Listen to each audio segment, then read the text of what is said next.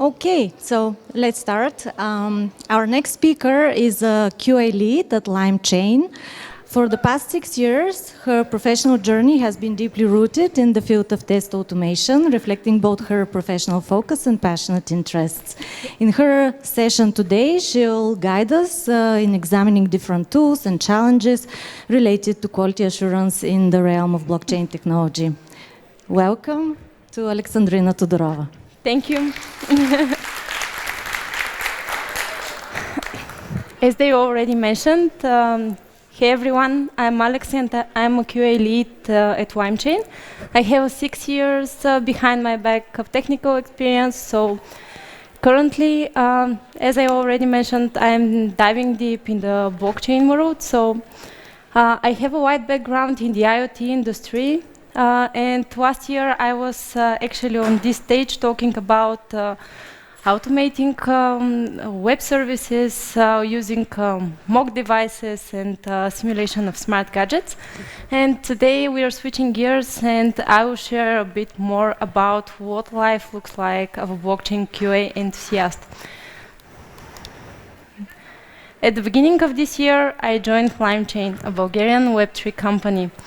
What's even more intriguing is the fact that I started at LimeChain with zero blockchain experience.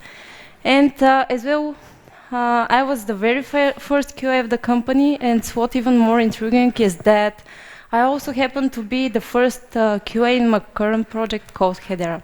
In a nutshell, Hedera is a network which can be described as an alternative to the Ethereum blockchain network, which is sitting comfortably on the 30th place of the most used blockchain networks. So, I mentioned a couple of times blockchain, Web3, and I think that I should open a bracket first. What do I mean by Web3? Since its inception in the late 20th century, the internet has come a long way. Web 1 is what we call the internet early days. You probably remember them when the websites were static with static text and images, and content creation was dedicated only to software engineers. The users were not able to interact between each other, and the context was not able to be created by the users. And Web 2. Web 2 is the time when people started to communicate between each other. There were a lot of advertisings, and as well, it gave birth to the social medias that we're currently using a lot. Web 3. Gavin Wood, who is the Polkadot founder and Ethereum co-founder, coined the term Web 3 in 2014. It stands for a new vision of an ecosystem of internet-based services which are built around the distributed ledger technologies such as blockchain. And it is different in a way because current structure is servers that are centralized, controlled by vast tech corporations.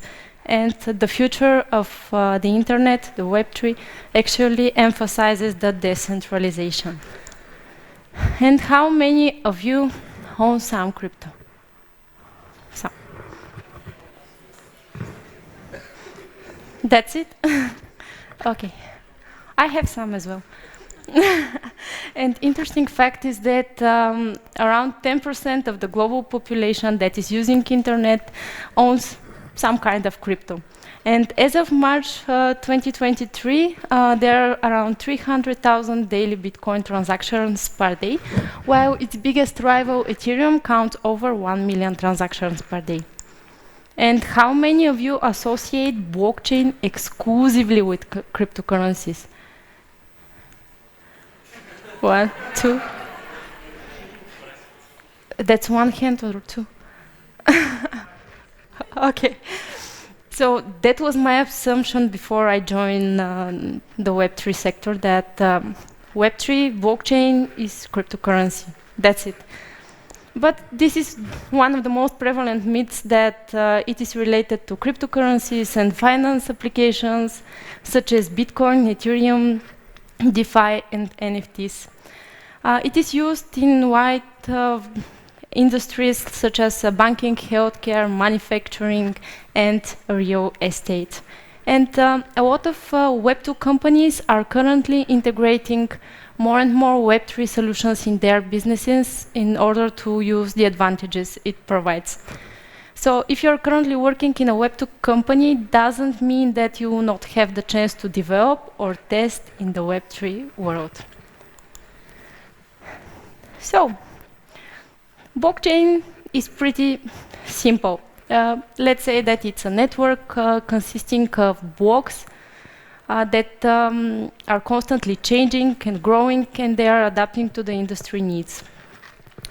And it is a record of transactions, and in conjunction with the medical sector, we can say that it can be records of medical data, such as patient vitals, medical device logs, and even the temperature of a medicine between its shipment. So when the block is filled with information, it is adjoined to the previously created blocks, which is giving security and allows people to access the information from anywhere, anytime. Blockchain is a specific type. Blockchain testing actually is a specific type of testing. It requires the QA engineers to have a deep understanding of the blockchain technologies and its components, such as blocks, nodes, smart contract, consensus mechanism, transactions, and wallets. And so I delved deeply into researching what are the technologies, what is actually related to the technology, what are the tools that are used there, and most popular programming languages. As you know, being the first QA of a project is quite a challenge because you need to think of the best solution that will fit the project in the long term. You need to think of something scalable, and yeah, quality assurance. As I dive deeply into the technologies, or perhaps driven by the increased need of QA engineers in my company, an interesting question came up on my mind. How many QA engineers do I know? Hundreds, probably. And this field is proven to be an excellent field for career development, even for people that do not have extensive technical background. Among those people, you'll find people that are currently working as QA engineers, but they pre-qualified from different professions such as doctors, architects, and so on. You're aware of that. One thing I was not able to, it was not coming on my mind. A single person that is currently actively engaged on a QA role in Web3 blockchain. So that's the origin of the idea for this lecture, to provide you with a first-hand glimpse about what life looks like of a blockchain QA enthusiast. And yeah, I've made my own research. How many people are in Bulgaria actively engaged on a QA role? Around 30 people. And globally, this number is even, yeah, you think of the market, it's a big market, so worldwide there are less than 7,000 people. So it's not very popular to be a QA in blockchain. And since all the testing principles that we already know are used in blockchain, there are some tools and assumptions that for testing that are adapted to the specific characteristic of the blockchain. Like the test automation. Let's say that testing in Web 2 or Web 3 is the same thing. But what if we want to test a decentralized application? Those are the applications that are based on the blockchain networks. Then we will need to do some MetaMask testing integration. But if we use some of the frameworks such as Selenium, Playwright, or Cypress, we are not able to do that. And I already mentioned MetaMask. MetaMask is a crypto application. It is actually the most used crypto application, which allows us to store, swap cryptocurrencies, to interact with the Ethereum blockchain ecosystem, and as well to host decentralized applications. And since, for example, Cypress is not enough for automating such scenario, there is one wrapper around Cypress, which is called Simpress. And what it does is, in its before method, it is installing MetaMask plugin. So all the needed steps for the automation of the test are remaining the same as in Web 2. And here are some of the most popular frameworks. Let's say that if you're coming from Web 2 and you're starting your career in Web 3, Hardhat is most probably the tool that you choose for starting point, because you can easily automate smart contracts using JavaScript with Mocha and Chai. And Foundry is an advanced tool that, in order to test smart contracts with it, to create scripts to test or deploy on a blockchain network, you need to have programming knowledge in Solidity programming language. And Brownie, with a few words, if you're coming from a Python world, most probably that you will choose Brownie. Waffle, Truffle, and Ganache are actually my favorite, but you hear why later. But they are losing their popularity because the modern tools such as Hardhat and Foundry, they have embedded the local node. And the local node is something that you need in order to test anything based on the blockchain, because if you want to use Waffle, Truffle, or Ganache, you should use Docker containers. You need to configure local Ethereum virtual machine, and so on. And Hardhat and Foundry are doing this just with one single line of code. And smart contracts. I think it's a good place to explain what the smart contracts are, because I'll say a few words in the next slides about them. The smart contracts are scripts that automate specific conditions of a contract between two parties. They don't have any legal words in them, just rules that are written in the code. Those rules are executed when specific conditions are met without the need of any intermediaries such as banks, lawyers, or platforms. And I can give you an example with this car. If you want to sell or buy a car in an online platform, in the Web 3, actually in Web 2, you need to trust the platform to facilitate the transaction, but in Web 3, all the rules and conditions are written in the code.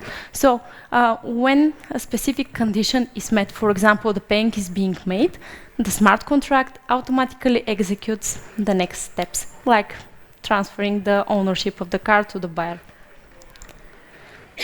And actually, blockchain is assumed to be secured by default, because the records are stored and secured by cryptography, and all the users have their own private keys. They're acting such as digital signatures. But still, blockchain security testing is an indispensable part of the testing in Web3. And I have an example of an interesting exploit. I had so many examples, but I thought that this one is the most interesting. And I want to show what the consequences of a single exploit can be. And this, the smart contract of the Sushi Swap decentralized exchange was exploited in April this year.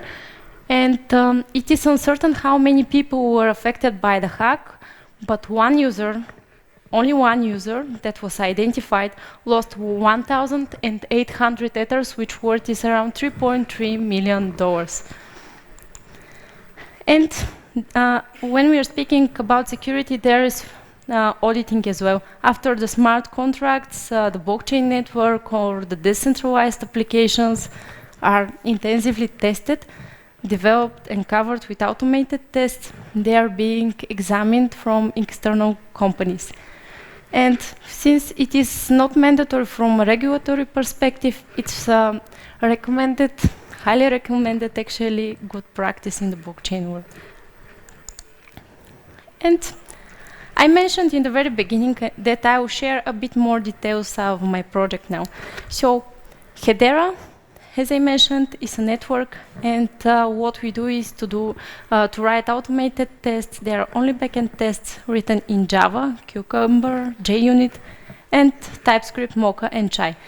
And actually, that's not all we do. We have one other initiative that is compatibility testing. And why compatibility? Because our network has an algorithm called hashgraph, which allows the users to have actually the network provides faster transaction speed, lower fees due to the way it's designed, and as well better security. So now people from other networks or businesses or they can use the advantages that it provides by moving their smart contracts to our network without changing a single line of their codes, just by using our tools and SDKs. And that's what we need to ensure it's working flawlessly as well. So we are analyzing the changes, we are analyzing the features between the different networks, and as well trying to find the inequivalent parts of the code. And yeah, I started laughing a couple of slides ago because I mentioned Waffle, Truffle, Ganache, the frameworks, and I will wrap up things with a Ganache story. A couple of weeks ago, I was on a cooking TV format, and I decided to go on a battle with just preparing a dessert, a classic pavlova cake with white chocolate, bourbon vanilla ganache. And at the beginning of the battle, I have presented my recipe to the chef, which I was preparing at home for around 45 minutes. And that's the maximum time for the battle. So I started looking in the kitchen to get the needed spoons and everything, and I was supposed to use different stove, different oven, and different cooking robot than mine at home. Actually, those there were better than mine, but yeah, still, it took me some time to find everything in that kitchen. And 5 minutes before the end of the battle, I decided to check what's happening in the cooking robot. And I saw the ganache, you can see it's spilled here, where it was not thickened as expected. And as well, I had no time to start all over. I had no ingredients left, and I failed the battle. So why I'm saying a few words about this battle is because I can relate it with my work. And when you're working with a specific technology for a long time, it gives you confidence, such as being in your own kitchen. But diving deep into new technologies, such as the blockchain technology, it's the same. So you need to you need to have a better, I don't know how to say, but you need to think the best solutions, you need to have a great estimations, you need to constantly learning and adapting to the new technology. And I know that being in a new technology is not a walk at the park, but it's incredibly intriguing. And I can proudly say that I think that blockchain is not just a passing trend. Blockchain is something that will be here and it will stay. And yeah. I have no breath.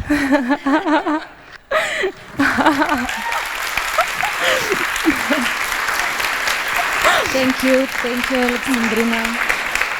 So now a couple of minutes for questions from the audience. Yes, then thank you.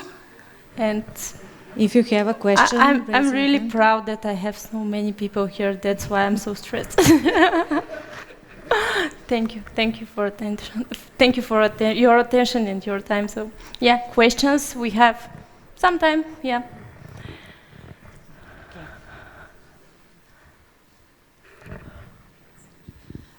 I would like to ask about the sushi swap thing where this user lost $3.3 million.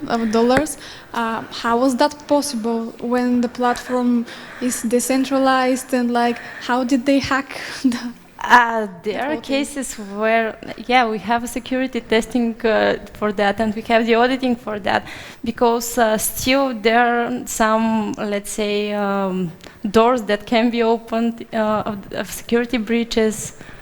It's not something that is just from the decentralization part, but all the technologies have their points where they can be exploited. So it happens here as well. And there are multiple examples if you're interested. A lot of big companies have lost money, users as well.